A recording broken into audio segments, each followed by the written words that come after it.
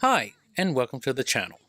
I'm Mean Pooh the narrator, and today we will look at some gameplay of a game called Monster Hunter World and how it performs on the Acer Nitro 5. This machine has the i5-7300 paired with a 1050 Ti inside. Monster Hunter World is an open world action RPG and is played from a third-person perspective. It is developed and published by Capcom and was released for Microsoft Windows on August 9, 2018. This is roughly a 7-month delay from the original console release. Monster Hunter World is similar to the previous games in the series, in which you take the role of a player-created character who travels to the New World, an unpopulated landmass filled with monsters, to join the research commission that study the land from their central command base, Astera. The research commission tasks the hunter to hunt down and either kill or capture large monsters that roam outside Astera to both protect the commission and to study the monsters there. Your character does not have any intrinsic attributes, but instead these are determined by what equipment your character is equipped with. This includes a weapon selected from the series' 14 archetypes, such as the longsword, bow, or hammer. Those categories then further define the types of combat moves and abilities you can use, and pieces of armor, which can lead to beneficial or detrimental combat skills if matched properly. While some basic equipment can be purchased using in-game money, most equipment is built from the loot obtained by slaying or trapping monsters, rewards from completing quests, or items gathered while in the field. This creates a core loop of gameplay that has you fighting monsters you can beat to obtain the right loot to craft improved weapons and armor to allow you to face more powerful monsters and the potential for even better equipment. After taking a quest in Astera or choosing to simply go on an open-ended expedition, you are taken to a base camp in one of 6 large regions that make up the New World. Each region is made up of numbered zones, but unlike previous Monster Hunter games, these zones are seamlessly connected, and there are no loading screens when moving between the zones. You must traverse zone to zone, though you can quick travel to any one of the base camps in that particular region when outside of combat.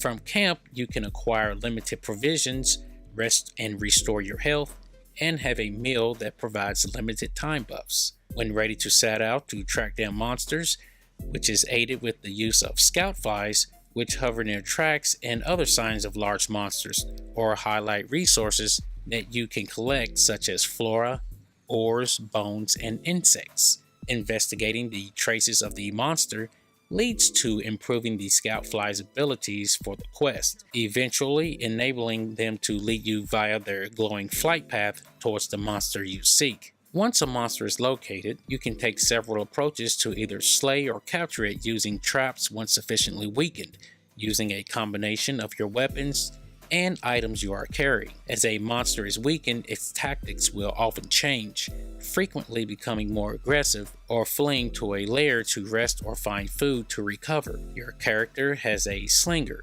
a tool that can be used to fire small projectiles like rocks at the monster to damage it or cause other debuffs, or can be used as a grappling hook to reach higher elevations or pull down objects onto a monster. A new type of tool called the mantle can be used for a limited amount of time.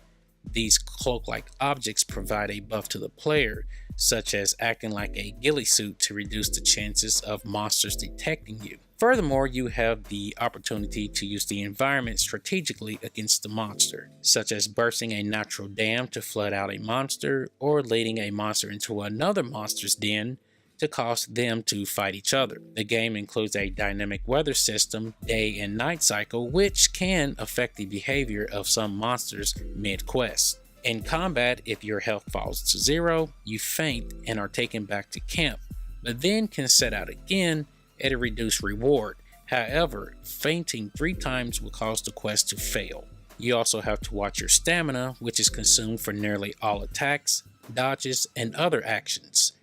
Stamina will recover quickly, but you must not take any other aggressive actions for this to happen. This can be kind of tricky in the heat of battle. You can carry various restorative items for health and stamina, which can be used while walking. You must be aware of the various debuffs the monsters can inflict on you, the sharpness of your weapon, or the quantity of ammo for certain weapon types, and the limitations of items you can bring on a quest that restrict how much you can recover while in the field. If you successfully complete a quest, you'll gain reward resources, often consisting of parts from that monster along with zenny.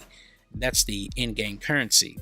The distribution of rewards from the quests are determined by rarity, so obtaining certain rare parts may require repeating a quest several times to get a desired part. Astra acts as a central hub where you can buy and sell goods, manage your inventory, craft new equipment, and gain new quests. As you defeat tougher monsters, you can make armor with more defensive value or particular elemental resistance, or can improve weapons to be more lethal and deal elemental or debuffing damage. Weapons and armor also carry various skills which have a number of different effects for the character. In Astra, you can farm to grow quantities of flora. There is a training area to practice with weapons, a gathering hub to take on special arena challenges against one or more monsters, and a canteen in which you can order a meal from specific ingredients to provide buffs and special conditions while out in the field. There's a story mode offered through the quest system. You can take on bounties that can be achieved alongside the main quest or provided as optional quests that generally lead to improving some facet of the resources in Astra. You can have up to 6 different bounties active, and which provide rewards when they are completed. You can gain investigation quests as well, which come from investigating the trail of monsters with scout flies or by breaking off parts of monsters in combat. Each investigation offers a quest that may have unique limitations or goals compared to the main story quest, such as a time limit or reduced fainting limits, but also provide additional rewards. The game supports both single player and up to 4-player cooperative mode while being online. Monster Hunter World doesn't run too well while using the higher settings. As a matter of fact, it doesn't run well while using lower settings either. What I mean by that is simple. Running at 1080p highest, well, here, let me show you. Looking at the numbers that I got, of course, I use 1920 by 1080 across the board, and the game has the highest, high, medium, and low presets that we could use. GPU, average 69 for highest. Moving on over to 71C, then medium 72.5C, then low, average 70C. Moving on to CPU, we got 71C for highest, 73.5 for high, 74.5 for medium, and 74 for low. FPS wise, we have an average of 23 for highest, which is pitiful. FPS for high is 36.5, still not good. Then medium, we have higher temperatures than everything, and then an average FPS of 40. Low, we have an average of 53.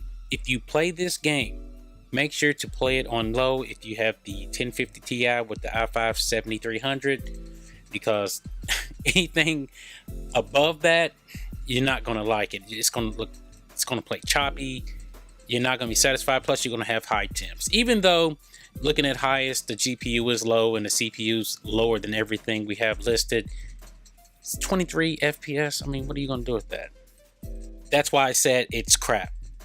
Moving on over to the next resolutions I tested, which is the 1600 by 900 and the 1280 by 720. Check this out. 1600 by 900. We got medium with a GPU average of 73.5, which is too high. CPU average 76.5, which is definitely too high. And FPS averaging 52. I don't think so. At that resolution, it should be way higher. I tried the other settings, and of course, yes, when I did try low, FPS did go up, but it's not worth it when you can go low at 1280p and still have more FPS than that. And lower temperatures, it's not worth it. So I tried 1280 by 720. Okay, look, I have it on highest. I figured since it's the lowest preset I can go to, just about, putting it on highest shouldn't hurt anything. Look at that, 35.2 35.5 average. Yes, the GPU temperatures and the CPU temperatures, well, not the CPU temperature, but it is, low for the GPU. It's just not worth 35.5 playing at 720p. Let's move over and play at 1080p low. This, just like everyone else is saying, is a really bad port. Really, really, really bad port. So that's what I meant when I said it doesn't run well. Before I end, I would like to say that the game isn't bad and it was quite an experience fighting those monsters. There was one I could not beat and will require some grinding to get more powerful weapons. Another way I could have beaten the monster is by getting in a party. That is the best way to play this type of game. If only they could fix the performance problems, that would be awesome. I'm sure a lot of people would love to play this at 60 FPS, as the game is really nice to look at, especially the monsters and the brush while you're, running through the forest. There's water, there's vines, there's all kinds of things to look at in this game. But anyway, if you enjoyed the video, please leave a like and consider subscribing. I have videos coming all the time, and I'll see you in the next game. Mean Poo, out.